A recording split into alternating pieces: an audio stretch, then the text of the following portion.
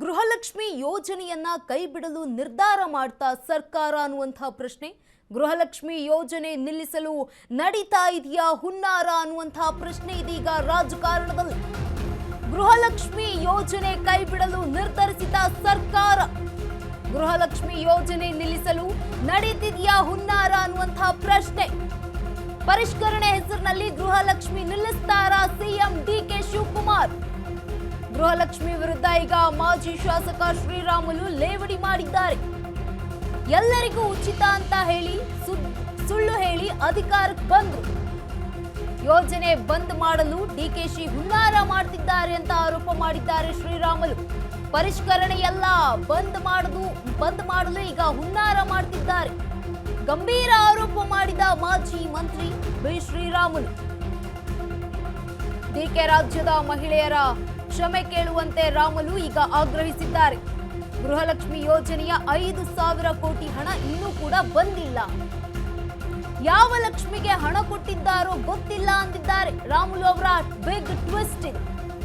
ಇಲ್ಲಿನ ಲಕ್ಷ್ಮಿಯರಿಗಂತೂ ಹಣ ಬಂದಿಲ್ಲ ಅಂತ ಬಿಜೆಪಿಯ ರಾಮುಲು ಈಗ ಹೇಳಿದ್ದಾರೆ. ಹೊಸ ವಿವಾದಕ್ಕೆ ನಾಂದಿ ಹಾಡಿದ್ರ ಬಿಜೆಪಿಯ ಬಿ ಶ್ರೀರಾಮುಲು ಅಂತ.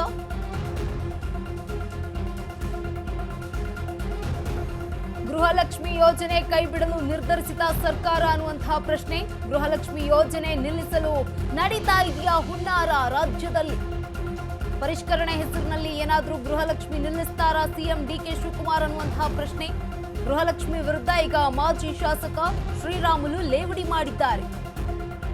ಎಲ್ಲರಿಗೂ ಉಚಿತ ಅಂತ ಸುಳ್ಳು ಹೇಳಿ ಅಧಿಕಾರಕ್ಕೆ ಬಂದ್ರು.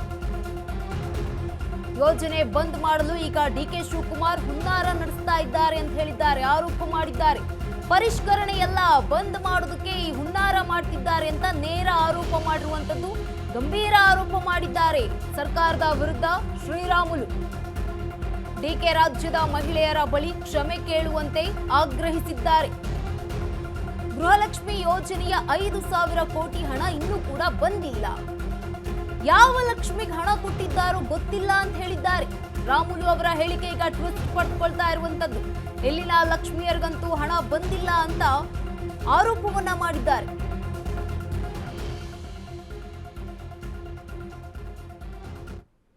ಯಾವ ಮುಖ್ಯಮಂತ್ರಿಗಳಾದಂತ ಸನ್ಮಾನ್ಯ ಶಿವಕುಮಾರ್ ಅವರು ಏನು ಗ್ಯಾರಂಟಿಗಳ ವಿಚಾರದಲ್ಲಿ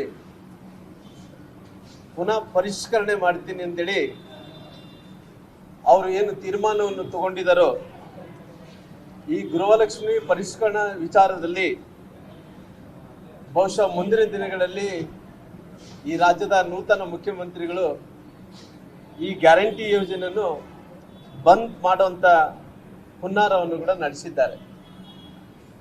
ಹಾಗೆ ಜೊತೆಯಾಗಿ ಒಂದು ಕಡೆ ಅವ್ರು ಏನು ಹೇಳ್ಬೇಕಂತ ಇದ್ದಾರೆ ಅಂತೇಳಿ ಒಂದು ಗೊತ್ತಾಗ್ತಾ ಇಲ್ಲ.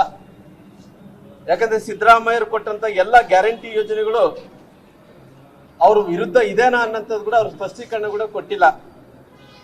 ಅಥವಾ ಎಲ್ಲೋ ಒಂದು ಕಡೆ ಈಗ ಗ್ಯಾರಂಟಿ ಯೋಜನೆಗಳಲ್ಲಿ ಮೃತಪಟ್ಟಾದ ಯುವತಿಯರಿಗೆ, ಮೃತಪಟ್ಟದಂತವರಿಗೆ ಸುಮಾರಾಗಿ 55,000 ಕುಟುಂಬಗಳಿಗೆ, ಮೃತಪಟ್ಟಂತ ಕುಟುಂಬಗಳಿಗೆ ಆ ಜನರಿಗೆ ಹಣ ಹೋಗಿದೆ ಅನ್ನಂತ ಮೂಲಕ ಮಾತುಗಳನ್ನು ಕೂಡ ಸನ್ಮಾನ್ಯ ಶಿವಕುಮಾರ್ ಅವರು ಹೇಳಿರೋ ಕಾರಣ ಅಲ್ಲಿ ಏನನ್ನ ಅಕಸ್ಮಾತ್ ದುಡ್ಡು ಏನನ್ನ ಅಲ್ಲಿ ಏನನ್ನ ಲೋಪ ಆಗಿದೆನಾ, ಇಲ್ಲಿದ್ರಿಗಿನ ಅಲ್ಲಿ ಭ್ರಷ್ಟಾಚಾರ ಆಗಿದೆ ಅನ್ನಂಥದ್ದು ಕೂಡ ನೋಡ್ಬೇಕಾಗಿದೆ. ಸಿದ್ದರಾಮಯ್ಯ ಸರ್ಕಾರ ಆಡಳಿತ ಸರಿ ಇಲ್ಲ ಅನ್ನಕ್ಕೋಸ್ಕರವಾಗಿ ಹೇಳಕ್ ಹೋಗಿದೆ ಅನ್ನೋದು ಏನು ಗೊತ್ತಾಗ್ತಾ ಇಲ್ಲ. ಅದಕ್ಕೋಸ್ಕರವಾಗಿ ಸಿದ್ದರಾಮಯ್ಯ ಅವಧಿಯಲ್ಲಿ ಯಾವೊಂದು ಯೋಜನೆಗಳು ಮುಂದುವರಿಸಬೇಕಂತೇಳಿ ಅವತ್ತಿನ ತೀರ್ಮಾನವನ್ನು ತಗೊಂಡ್ರು, ಆ ಯೋಜನೆಗಳನ್ನು ಅದನ್ನ ನಿಲ್ಲಿಸ್ಬೇಕನ್ನಂತ ಪ್ರಯತ್ನವನ್ನು ಮಾಡ್ತಾ ಇದ್ರು. ಒಂದು ಕೂಡ ಕನ್ಫ್ಯೂಷನ್ ಅಲ್ಲಿ ಅಂತ ಶಿವಕುಮಾರ್ ಅವರು ಇಟ್ಟಿದ್ದಾರೆ. ಮುಖ್ಯಮಂತ್ರಿಗಳಾದಂತ ಸನ್ಮಾನ್ಯ ಶಿವಕುಮಾರ್ ಅವರು ಏನು ಗ್ಯಾರಂಟಿಗಳ ವಿಚಾರದಲ್ಲಿ ಪುನಃ ಪರಿಷ್ಕರಣೆ ಮಾಡ್ತೀನಿ ಅಂತೇಳಿ ಅವರು ಏನು ತೀರ್ಮಾನವನ್ನು ತಗೊಂಡಿದ್ದಾರೋ, ಈ ಗೃಹಲಕ್ಷ್ಮಿ ಪರಿಷ್ಕರಣಾ ವಿಚಾರದಲ್ಲಿ ಬಹುಶಃ ಮುಂದಿನ ದಿನಗಳಲ್ಲಿ ಈ ರಾಜ್ಯದ ನೂತನ ಮುಖ್ಯಮಂತ್ರಿಗಳು ಈ ಗ್ಯಾರಂಟಿ ಯೋಜನೆಯನ್ನು ಬಂದ್ ಮಾಡುವಂತ ಹುನ್ನಾರವನ್ನು ಕೂಡ ನಡೆಸಿದ್ದಾರೆ. ಹಾಗೆ ಜೊತೆಯಾಗಿ ಒಂದು ಕಡೆ ಅವ್ರು ಏನು ಹೇಳ್ಬೇಕಂತ ಇದ್ದಾರೆ ಅಂತೇಳಿ ಒಂದು ಗೊತ್ತಾಗ್ತಾ ಇಲ್ಲ. ಯಾಕಂದ್ರೆ ಸಿದ್ದರಾಮಯ್ಯರು ಕೊಟ್ಟಂತ ಎಲ್ಲ ಗ್ಯಾರಂಟಿ ಯೋಜನೆಗಳು ಅವ್ರ ವಿರುದ್ಧ ಇದೇನಾ ಅನ್ನಂಥದ್ದು ಕೂಡ ಅವ್ರ ಸ್ಪಷ್ಟೀಕರಣ ಕೂಡ ಕೊಟ್ಟಿಲ್ಲ. ಅಥವಾ ಎಲ್ಲೋ ಒಂದು ಕಡೆ ಈಗ ಗ್ಯಾರಂಟಿ ಯೋಜನೆಗಳಲ್ಲಿ ಮೃತಪಟ್ಟಾದ ಯುವತಿಯರಿಗೆ, ಮೃತಪಟ್ಟದಂತವರಿಗೆ ಸುಮಾರು 55,000 ಕುಟುಂಬಗಳಿಗೆ, ಮೃತಪಟ್ಟಂತ ಕುಟುಂಬಗಳಿಗೆ ಆ ಜನರಿಗೆ ಹಣ ಹೋಗಿದೆ ಅನ್ನಂತ ಮೂಲಕ ಮಾತುಗಳನ್ನು ಕೂಡ ಸನ್ಮಾನ್ಯ ಶಿವಕುಮಾರ್ ಅವರು ಹೇಳಿರೋ ಕಾರಣ ಅಲ್ಲಿ ಏನನ್ನ ಅಕಸ್ಮಾತ್ ದುಡ್ಡು ಏನನ್ನ ಅಲ್ಲಿ ಏನನ್ನ ಲೋಪ ಆಗಿದೆನಾ, ಇಲ್ಲಿದ್ರಿಗಿನ ಅಲ್ಲಿ ಭ್ರಷ್ಟಾಚಾರ ಆಗಿದೆ ಅನ್ನಂಥದ್ದು ಕೂಡ ನೋಡ್ಬೇಕಾಗಿದೆ.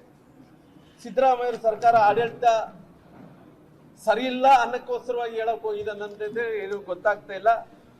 ಅದಕ್ಕೋಸ್ಕರವಾಗಿ ಸಿದ್ದರಾಮಯ್ಯ ಅವಧಿಯಲ್ಲಿ ಯಾವೊಂದು ಯೋಜನೆಗಳು ಮುಂದುವರಿಸಬೇಕಂತೇಳಿ ಅವತ್ತಿನ ತೀರ್ಮಾನವನ್ನು ತಗೊಂಡ್ರು, ಆ ಯೋಜನೆಗಳನ್ನು ಅದನ್ನ ನಿಲ್ಲಿಸ್ಬೇಕನ್ನಂತ ಪ್ರಯತ್ನವನ್ನು ಮಾಡ್ತಾ ಇದ್ರು. ಒಂದು ಕೂಡ ಕನ್ಫ್ಯೂಷನ್ ಅಂತೂ ಶಿವಕುಮಾರ್ ಅವರು ಇಟ್ಟಿದ್ದಾರೆ. ಮುಖ್ಯಮಂತ್ರಿಗಳಾದಂತ ಸನ್ಮಾನ್ಯ ಶಿವಕುಮಾರ್